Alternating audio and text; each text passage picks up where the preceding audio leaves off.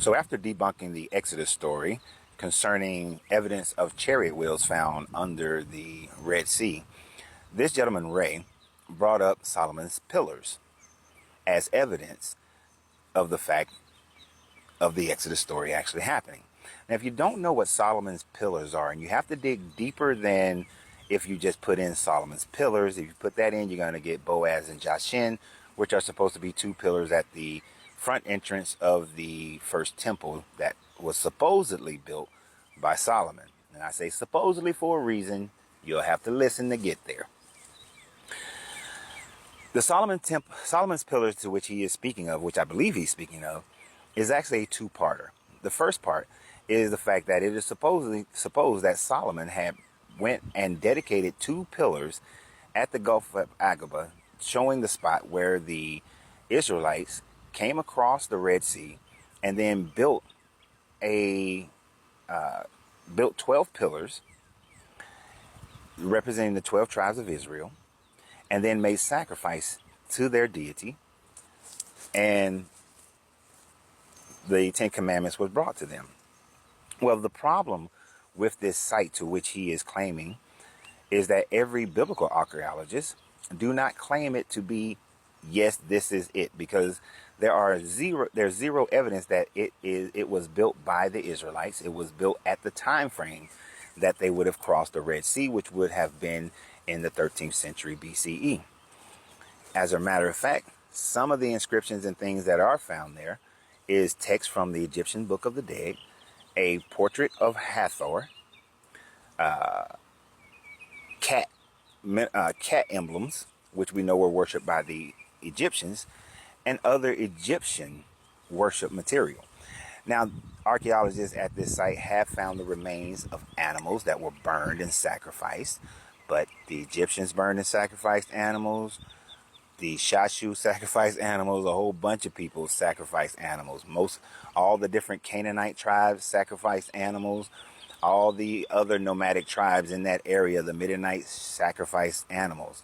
So since there are sacrificial animals there that were sacrificed, it doesn't mean that the Israelites were the ones to have done it. You see, we got to read the language of when these people who write these articles talk about this being the location or proof of, because when they do, and they're quoting the actual people who went there, they use terms like possibly, maybe, could have been. Nothing definitive. Just, hey, I believe in the Bible. I believe in this story. So I found a rock quarry looking like place with some pillars where people may have worshiped, or where people, when coming through the Gulf of Aqaba, this was the main port area to get off the boat, which was also a trade center nearby.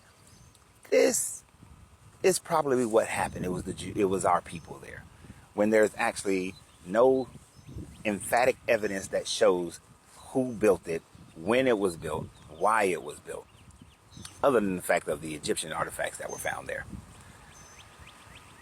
So, with that being said, this place to which you're talking about, that shows where Moses crossed and Solomon dedicated a spot to it, doesn't make it true that it happened. Utilizing even your logic in your statement, just because 200 years later Solomon goes to this spot and says this is where it happened, does not necessarily mean that's where it happened. If the land that I'm standing on right here, right now, and I said, hey, this is the spot of a big Confederate battle that occurred between the Confederates and the Union during the Civil War. And I'm going to say it has, because there's stories told about it happening, battles happening in Wilmington. And it happened right here on this land. I have no evidence to show that that was the battle. I found metal fragments.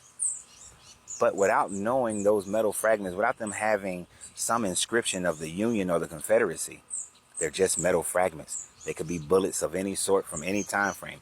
It could have been someone who lived in the 1800s who just hunted this land.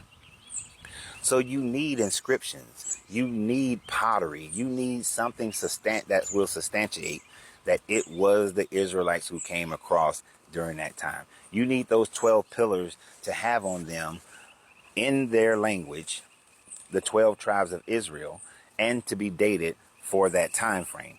Without that, it is merely, this is what I want it to be because this is what I believe.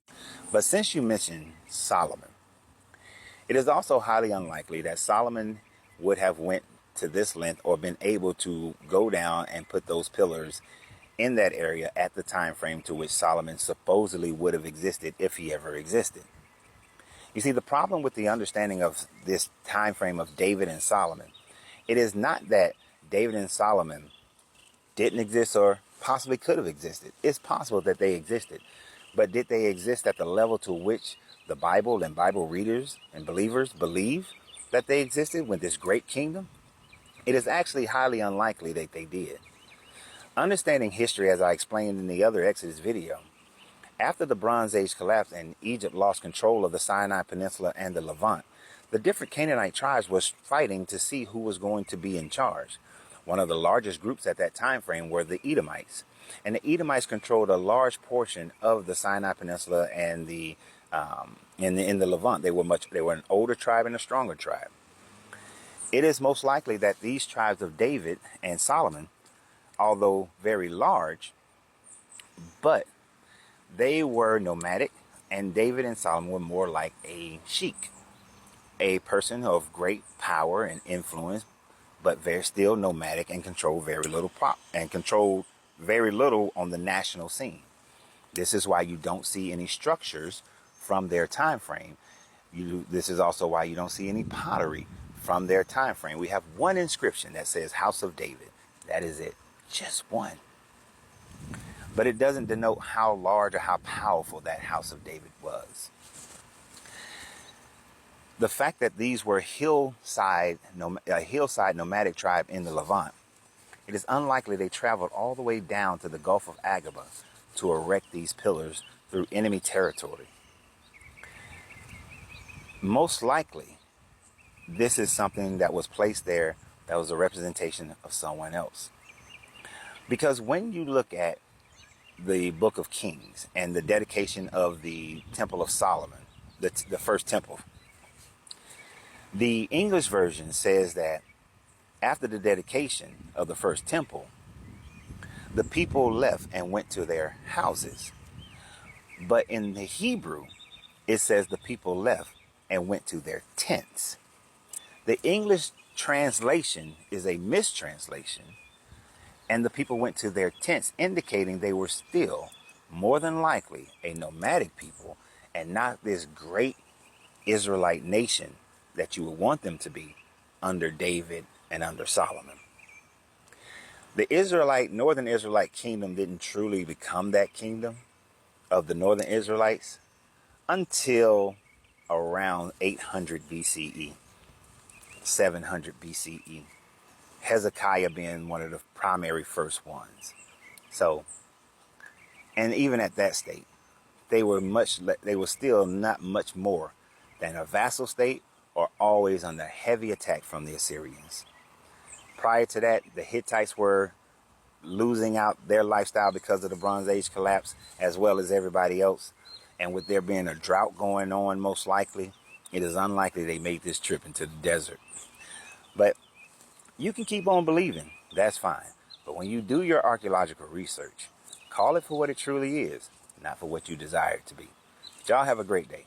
And remember always, you have to free yourself to be yourself, because your greatness is non-negotiable. Good journey, good vibration.